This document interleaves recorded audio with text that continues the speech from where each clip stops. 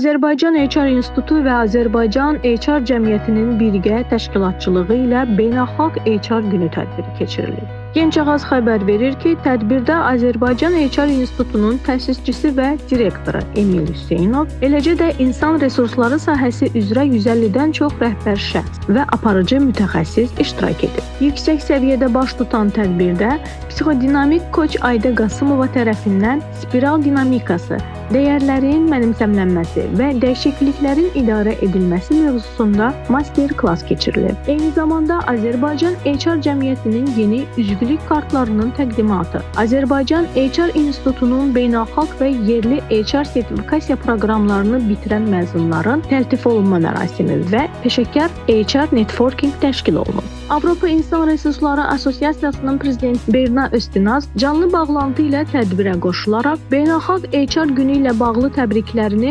Azərbaycan HR Cəmiyyətinin bütün üzvlərinə çatdırıb. Xatırladaq ki, Beynəlxalq HR Günü Avropa İnsan Resursları Assosiasiyası tərəfindən insan resursları peşəsinin əlamətlər gün kimi tanınması məqsədi ilə 2019-cu ildə təsis edilib. Ölkəmizdə isə bu gün Emil Hüseynovun təşəbbüsü ilə ilk dəfə qeyd olunmağa başlayıb. Beynəlxalq İnsan Resursları Gününün qeyd olunmasında əsas məqsəd fərdi, təşkilatı və milli beynəlxalq səviyyədə insan resursları təcrübələrinin tanınması, bu peşənin verdiyi əhəmiyyətli töhfələrin ictimailəşdirilməsi, insan resursları üzrə düşüncə və təcrübənin inkişaf etdirilməsi, habelə insan kapitalının inkişafına töhfə verilməsidir.